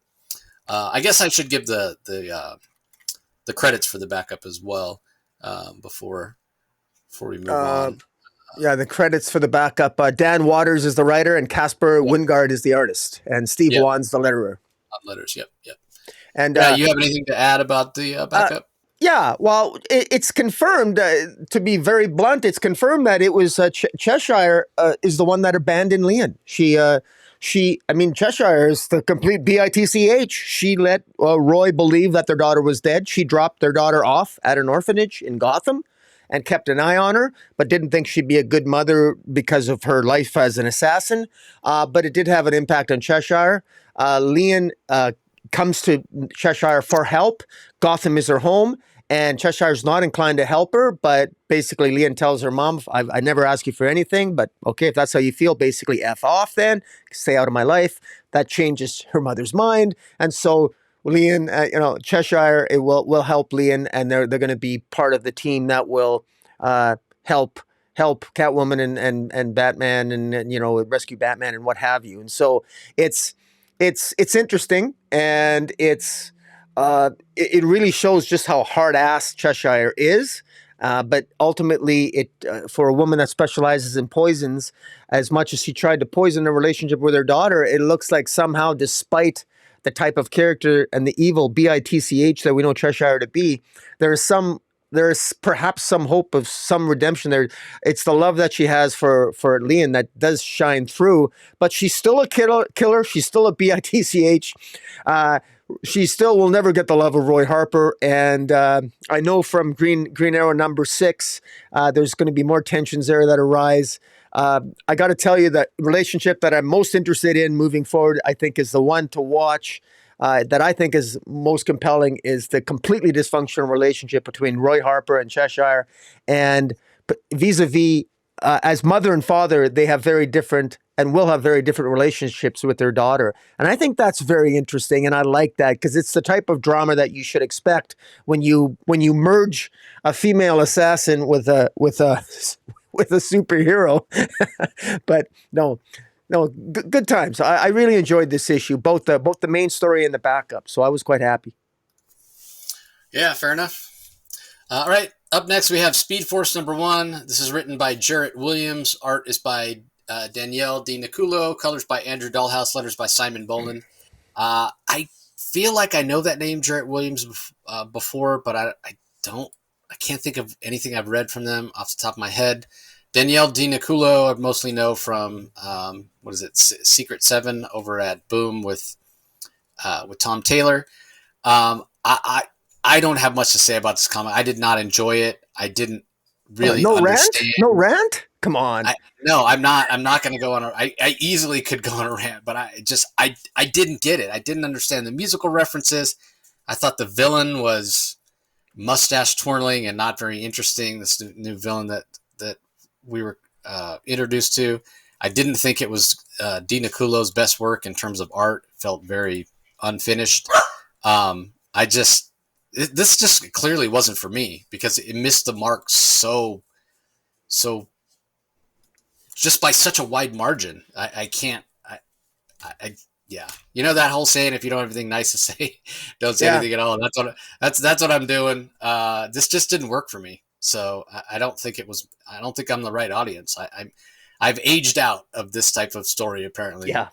It just didn't work for me. So feel free to rant away if you so choose. Well, I'll maintain your degree of diplomacy. The fact is, I read this twice to try to get. I wanted to do some justice to what I think was a really badly put together story, and I'm not a fan of the art, but this art is manga style, and it's probably more in than not.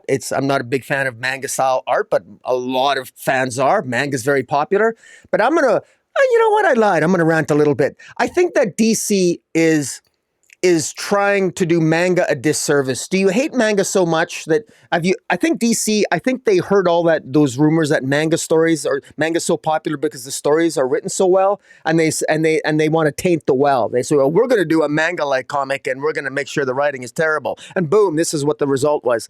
And I say that because I cannot find a plot. This is literally the two Flashes, Wallace West and this Avery. I don't know why they start running. I looked in this, and there was all of a sudden Star Labs, all the scientists in Star Labs across the globe just disappear. Somehow they know this because an alarm goes off that they're here, and they're instantly in all these labs. And when they're traveling and running really fast to Star Labs all around the world, they can detect Speed Force or some type of energy that they link to the Bros, and the Bros are these characters that are, I'm assuming they're twin speedsters. They're called the Bros. That's literally their name. And they have no evidence that the Bros have done anything wrong, but they start chasing them. I think maybe because the energy signature that they detected in the Star Labs matched the Bros, and so they're chasing after them, and then they're fighting them. Not really sure why. I'm not sure why they're and like you, there was bits of dialogue I didn't understand, and that's probably because we're just old white guys and we don't maybe get the vernacular, the social, all that jazz. I mean, some references, pop culture references we don't know. That's all well and good, but I don't see the point of this. I don't know what the point of this was. I'm not even sure why Wallace West would be hanging out with Avery. I mean, she's from China. Why is it called Speed Force? Like I expected some exploration of the Speed Force. I know. Miss something? And not only that, there is some sort of. It's not even linked to what's going on in the Flash by Cy Spurrier, which that's another rant in the making. That I promise you, with what's going on over there, because that's something that trying to make sense of what's going on there. It's probably a good thing this doesn't try to link to the Flash, but. In any event, it ends up at the end, just out of the blue, this Music Meister is the bad guy. And it has such a silly factor to it. I really felt like this was reading like a DC superhero animated for preteens scholastic book. I didn't see the point of this. I don't understand I don't really know what's going on, and I don't even know why these two characters should be getting along as much as they do. I mean, there's some really nice covers, but this was just a thrown together story that doesn't make a lot of sense. It's not clear to me how these characters know each other. I'm not even sure why Superboy is at the beginning of this comic. They're playing video games, a lot of video game references. I guess I get that, but I don't know. Like as you so diplomatically said, maybe we're just aged out of this. But I still like to think that shouldn't there be a plot here somewhere? And you know, but it is what it is. It's not my pick of the week. I'll tell you that. Yeah, I mean, I heard Speed Force. I was excited. Wally went like I thought we were going to get. Okay, we know there's been a lot of changes going on with the Flash, and typically in the past when we've had comics called Speed Force, they're a little more broad, and kind of are an exploration of kind of what's going on with the various speedsters. Here, all we get is the Flash of China and Wallace West, and then this Music Meister, as you mentioned. But yeah, I didn't. I don't know. I just felt like the story didn't have a point. It was not my favorite, not my pick of the week either. All right, well, let's move on. Wildcats number 12. I know there's a segment of the audience that listens and watches on YouTube that are going to be very happy that this is the end. All's well that ends well. Final issue. Matthew Rosenberg is the writer. Danny Kim and Tom Derenick on art. Elmer Santos on colors. Fern Delgado on letters. This is the end of Wildcats. Rocky, what'd you think? Yeah, I had fun with this issue. And Matthew Rosenberg, he's definitely got a sense of humor. As Grifter says right on the cover, smile. I told you guys we'd almost lived through that. And there's some truth to that. There is. This has been a sort of a long journey getting here. There's no question about it. Matthew Rosenberg has been sort of hit and miss on his 12-issue sagas. This one, though, I didn't mind the ending. This ends with sort of a reset of the status quo. We have the seven soldiers. We have the seven soldiers, which last issue were preoccupied with the Justice League. And so in this issue, we have Wildcat.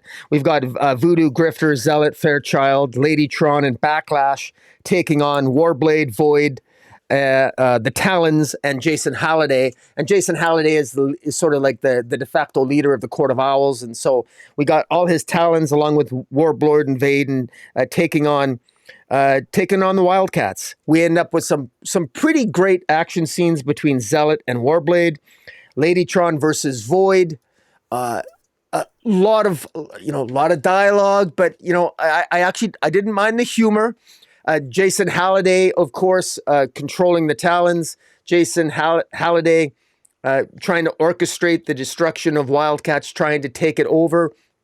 And ultimately, the resolution involves Grifter basically reporting himself in to the police, or giving an interview, broadcasting a confession that he's part of a terrorist group called for the Halo Corporation, and that he works with Jason Halliday, and he basically tattletales on Jason Halliday, and he puts all the blame on the Halo Corporation, which at this time is ran by Jason Halliday, who had tried to take over the Wildcats and who controlled the seven soldiers. And so ultimately that's how it resolves. The Grifter at the end pushes the Zealot off the building. He knows she's going to be okay. He gets her out of harm's way while he expects to maybe be killed by the Talons and Jason Halliday, but they ended up not killing him because he gives a confession to the worldwide media, which forces the Talons to abandon Jason Halliday as their leader. The Court of Owls then abandons Jason Halliday because he's now tainted. He's well known. The Court of Owls is all about secrets, keeping secrets. And the minute Jason Halliday becomes that well known, he's a liability. And so it was actually a pretty smart thing for Grifter to do. It's funny, Grifter as leader, Grifter is often never seen as the leader of the Wildcats. He's kind of the joker, and he's a jokester. He's kind of often treated like an idiot.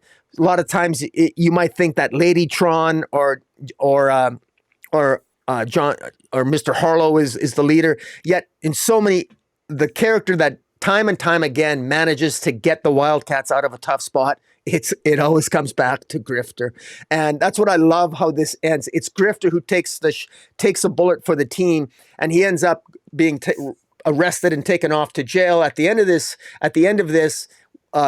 Issue that is appropriately called "All's Well That Ends Well," and the last scene shows Zealot watching Grifter being taken away into a police prison wagon, and we know that she's going to be rescuing him and breaking him out of prison. And it ends with the rest of the Wildcats on a random beach somewhere, once again in secret. They've managed to escape. And Lucius Fox, who we know way back in the Batman Urban Legends, that first 6-issue series that had Grifter in it, Lucius Fox was involved with the Grifter and sort of paid for some of his adventures.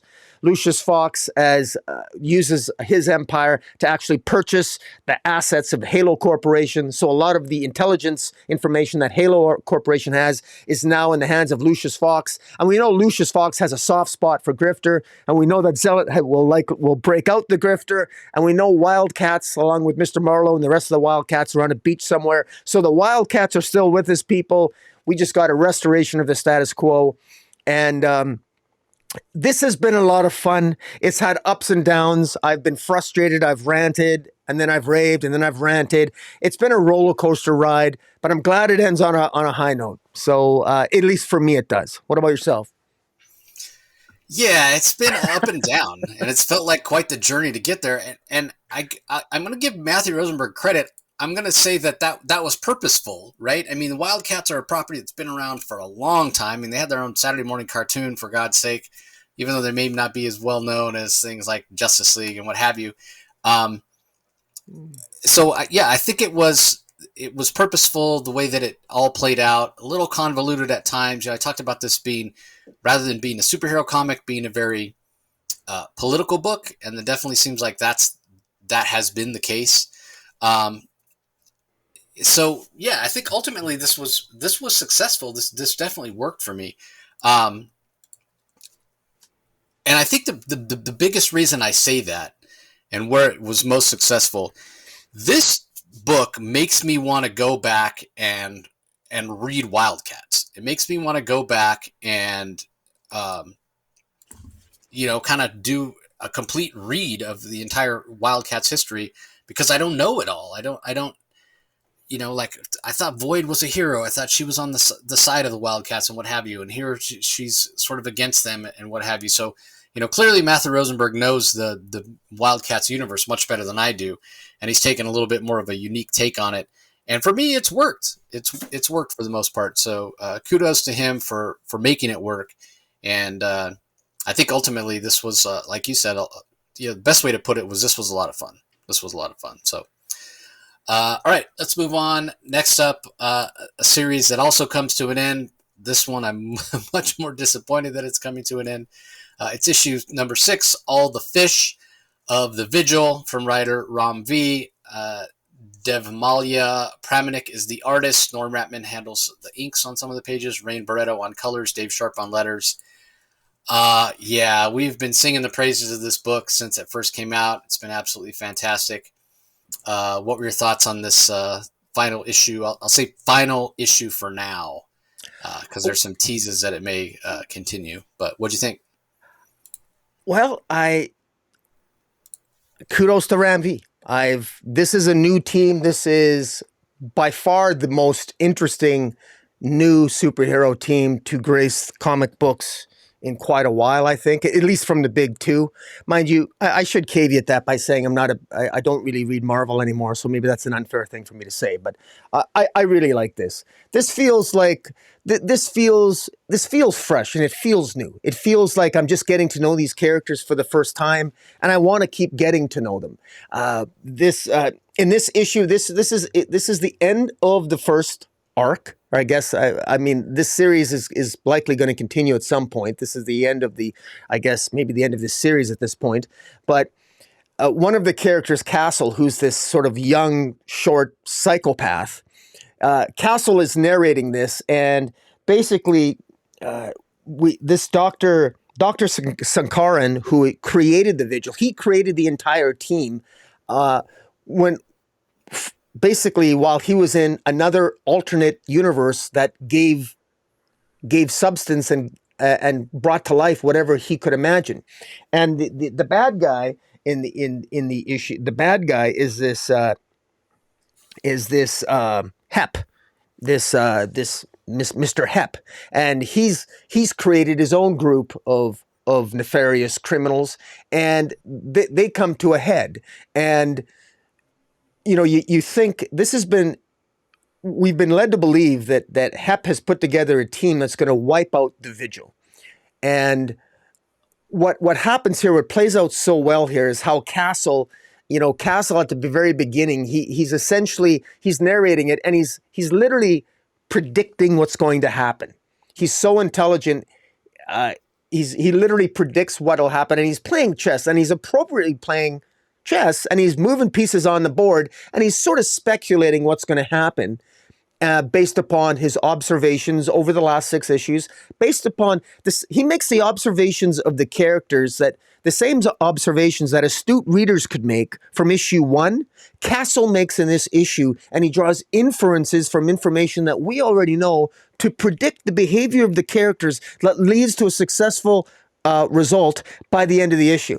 I thought it was very well done, and I felt rewarded as a reader, because it's nice to know that, well, I guess I have a lot. I have something in common with Castle, the psychopath. I put together some of the things as well. Not like he did, of course. I'm not that smart, but it was really enjoyable reading it, because he's such a crazy bastard. In fact, even that Mr. Hep, the bad guy there, talks with Castle at one point and basically says, we have to remember that Dr. Sankaran, when he spoke of Castle, he said that the reason why Castle's on our team is that so he's not on any other team. That's why, because we need him on our team. And you really see why in this issue. The way that things play out strategically as they're being attacked, it just works out so well. And as Castle says to Mr. Hep, what is the purpose of a learning instrument? I watch, I learn, I see patterns. And I have no ego, I only have purpose. And I may not be able to replace you, but given time, I will destroy you. That's what, if you got a guy like Castle saying that to you, you're pretty much screwed. And I think there were those types of character moments that it was dialogue moments like that have the same impact of a great 2-page visual spread.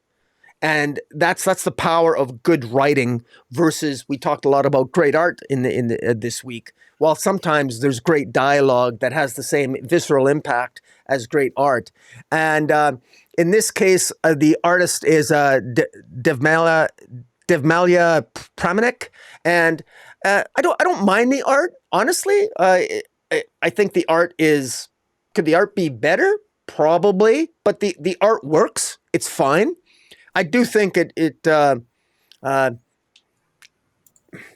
do think some of the I could nitpick a bit. Stylistically, it maybe isn't my first choice as an artist, but it absolutely works, mainly to the power of the writing, in my opinion. And there's I don't want to ruin all these moments here, because a lot of the moments to explain what happens, a lot of it is so subtle, and you pick up on it with both the dialogue and the pictures. You gotta read them both together, because a lot of it gets a little scientific, and a lot of introspection, and a lot of reflecting back, and the arrogance of Castle, the arrogance of Mr. Wall, the psychopath who ends up killing Dynamo, and how they, the mind games that they play with each other, and the power that that power that Dodge has. I apologize if I confuse Castle with Dodge. Castle was the psychopath. Dodge is this person. She can vibrate at certain speeds, and her power is seen to be, she's so much more powerful than we realize. She can actually vibrate and move them into the bleed itself. This is the second reference to the bleed. The bleed is that space in between between the various Earths in the multiverse. She's got the power to literally cause the Vigil as a team to escape into the bleed, which is what they do at the end of it.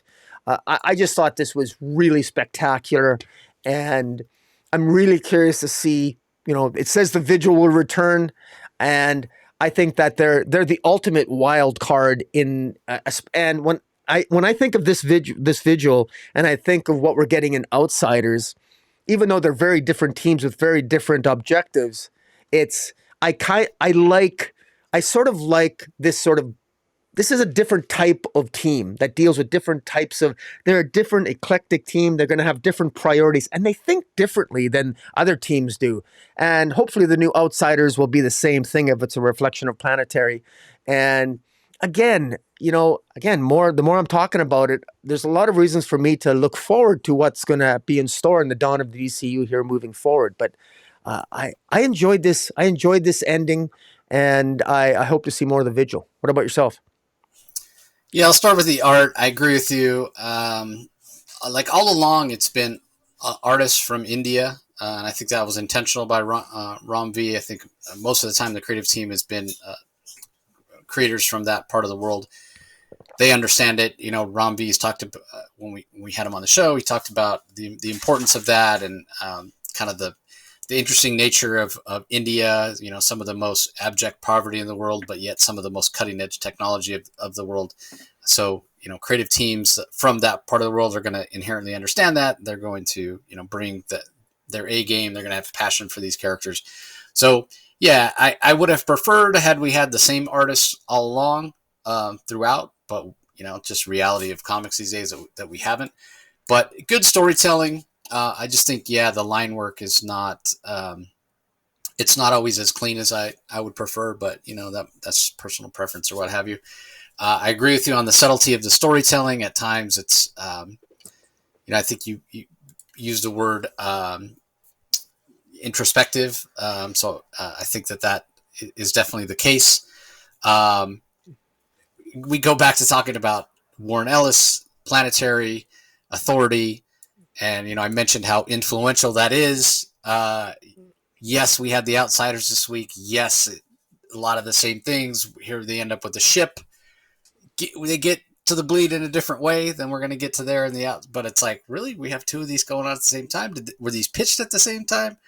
Are they going to run into each other in the bleed? Nah, probably not. Completely separate, completely different. Got there in different ways, but yeah, very much clearly influenced by Warren Ellis and by Planetary, by the Authority. So I find that to be really interesting. We've only had one issue of the Outsiders, so it might not be fair to make a comparison at this point, but I'm going to anyway. The Vigil feels more original than the Outsiders to this point. I would be more interested in reading more of the Vigil than I would be in reading the Outsiders, but that might change as we get more issues of the Outsiders. We'll have to wait and see. But yeah, I've absolutely loved the series. Like I said, I'm disappointed it's coming to an end. I feel like we've just gotten to know these characters, and that's really the strength of this. You talk about being inspired by Authority or being inspired by Planetary or what have you, but the strength of this story is in the characters and the unique characters and the unique characterization of those characters that Ram V has brought to the story more so than anything. They've all had their chance to shine, whether it be Dodge or Santa or Castle. It's just the series has had its twists and turns, and that was true right here at the end, where Castle was once again one step ahead of everybody in the story. And just a really, really great book. And I was hoping that at New York Comic Con they were going to announce that the series had been extended. We saw that happen with Ram V's Swamp Thing. I don't know, maybe the sales numbers don't dictate it. Maybe it's the publishing schedule that they just don't have room for it right now. But this can't come back soon enough in my mind. Or maybe it's just that they want to give the Outsiders a chance to to get a few issues out there under its belt, because they do have kind of similar concepts. I guess we'll have to wait and see. All right, on to the last book we're going to talk about in detail today. It's Batman and Robin #3 from writer Joshua Williamson, Simone DeMeo on art. He handles the colors as well. Steve Wan's on letters. Throughout this book, it's been digitally painted with Simone DeMeo's style of art, reds and blues and pinks and purples. It doesn't work for me artistically. It feels too same. Like it just every page feels the same, and because it's almost monochromatic or dichromatic at times. I find myself kind of struggling in the art to see what's going on, and I think that's affecting my enjoyment of the story itself, because I haven't been enjoying this story. We talked before about how it felt so out of place when compared to what's been going on in the pages of Gotham War. Now, and it did make allowances, and I'm sure Williamson was purposeful in that, referencing Gotham War to try to make it fit in and make sense. It didn't, as much as he put in an effort. It was almost like he shouldn't have bothered to put in the effort, because then it made it even more obvious how it didn't fit in personality-wise and timing-wise and what have you. But Gotham War's over now, so we can kind of put that in the past and just focus on this. But what I'm finding now is that, set aside the struggle I have with the art, which is totally on me, I get that. It just feels like a generic Batman story. And it's Damian being Damian, and it's Bruce Wayne and him, Batman and Robin going after White Cat and somebody named Shush, and I'm not sure why I'm supposed to care at this point. Although we do at the end get a hint of maybe a new status quo for Man-Bat. That might be interesting, I guess, but Man-Bat's not a character I care enough about that I would finish reading this on my own if it weren't for the fact that, we read all of DC because we do these spotlights. But if it wasn't for that, I would be done with the series. Like, it's not offering me anything. It just feels very sort of paint by the numbers, generic. And again, I guess if you're a big fan of Simone DeMeo's art, maybe that's a reason to show up. I'm clearly not a fan of his art. Not that it's not good, not that he's not talented, and the storytelling and his choice of angles and insets and all that, it works very well. I can't get past the color. I think it's the color more than anything that just makes it feel so monotonous to me that I just don't enjoy it. So yeah, this is not for me. Maybe you're enjoying it more. I hope so. What were your thoughts on it? I think maybe I'm enjoying it a little bit more. I will say that, though, that Simon DeMeo is an artist that he has an acquired taste for me. It's the oddest thing, because it's hard for me to articulate what's wrong with it. There's nothing wrong with his art. It's actually beautiful. He's very smooth with his lines. There's something that's captivating about the art, I think. It's just, I guess maybe I'm just not used to it. It's a little bit different, but it's not bad. And I have to say, it doesn't take away from my enjoyment of the story. And I do think I'm actually wondering if the color work was a little different. It's because I think, like, he draws the characters very well. It's maybe just the coloring that could be maybe a little bit more, because all the colors always seem to sort of, every page seems to be the same, an offshoot of the same color. Like, what might whether it's, one page will be offshoots of the color purple, and then one page will be offshoots of the color red, or multiple versions of the color red, and it's an odd. It can be an odd color palette at times. It doesn't always sync up with what's happening in the scene. Again, that's a real nitpick. The fact is, I think the character of Shush, from Hush, is kind of silly, but Shush is clearly working. Shush and White Rabbit are working for somebody. We don't know who they're working for. Are they working for the Dark Man-Bat, who shows up at the end with, holding Robin by the neck? I don't know. I don't really know where the story is going. I thought there was a really odd moment where Shush and White Rabbit are taking off. Batman wants to chase them, and he says, "Okay, well, I'm going to chase Shush and White Rabbit, Robin. You go back to school." Well, Batman's been poisoned. He needs to get to Shush and the White Rabbit in order to find the cure, because Shush has the cure because Batman was filled with some sort of odd bat toxin or something in the first issue, and he still needs to cure for that. And I like the first issue where we got more of Bruce Wayne as a family man trying to be a father to Damian, and Damian maybe. I was actually looking forward to maybe a couple of scenes with Damian at school, or adjusting to fit in at school. I thought maybe that's where Williamson is going, but clearly he's scripting Damian here. Damian wants to avoid school like the plague, and then, of course, you can't blame Damian for saying, "I'm not going to go to school, Dad." you've been poisoned. We just got out of a battle in a prison with White Rabbit and Shush, and we didn't even know Hush had a daughter. I mean, obviously, I'm not going to, that was the wrong time to tell me to go back to school. I mean, even I would agree with that. I mean, anyways, but that's, I say that with a little bit tongue in cheek because I laughed at it a bit. I enjoyed reading it. But I understand your sensibility when you say that it's not really standing out. And and I say that maybe it's an underhanded compliment because I've enjoyed a lot of comic books this week. I had a fun, it was, the more I reviewed these comics with you, I realized this was one of the better than average weeks for DC. And this was good, but this doesn't come close to the top because there were just there was that many more comics that I enjoyed that much more. So, but overall, not bad. Yeah, all right. So that does it for the single issues that we're going to review. There was also, I think, one other a Looney Tunes issue that was out this week as well.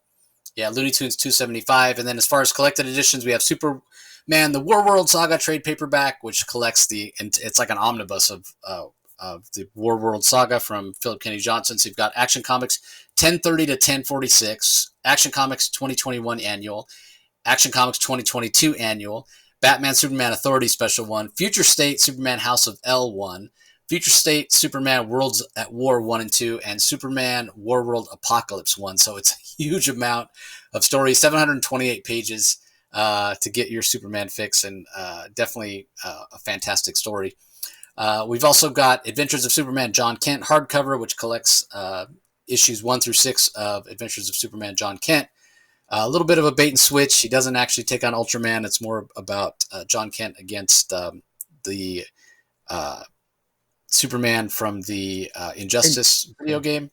And then finally, Batman, the Hush Saga Omnibus, which is sort of evergreen. That Hush Saga, Jeff Loeb, Jim Lee, collects Batman's 608 through 619 and 685, Batman Gotham Knights 50 through 55, 60 through 71, and 73 through 70, Detective Comics 846 through 850 and 852, the Hush story from Wizard Magazine 0, Hush Tales from Batman Streets of Gotham 1 through 4, 14 and 16 through 21, and finally material from Batman Hush 20th Anniversary Edition. So if you're a big fan of Hush, you're going to want to look out for that.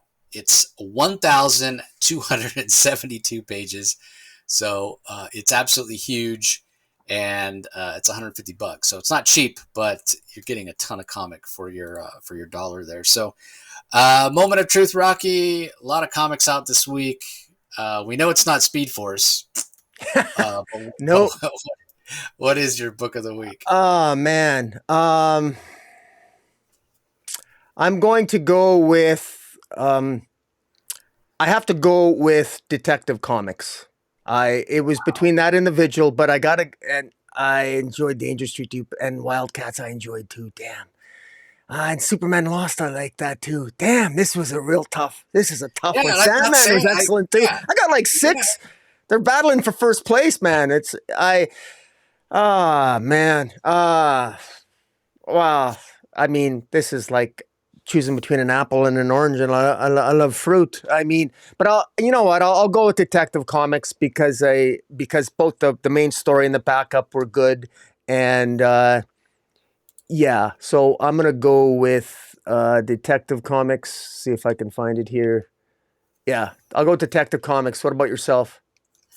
Yeah, surprisingly enough, as I echo your sentiment as we're going through, I realized this was a better week than maybe I first gave it credit for. Detective wasn't necessarily a standout for me. It continues to be pretty solid. But yeah, I mean, you mentioned Superman Lost, Danger Street, absolutely fantastic. Sandman, really, really great.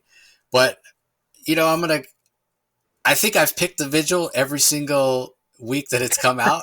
So why mess with a good thing? I'm going to go with the Vigil once again, just based on the strength of just how absolutely amazing the story has been throughout. So, it's just been a real fantastic story. And both by Ram V, Detective Comics and Vigil, both by Ram V. So, hope DC knows what it has there.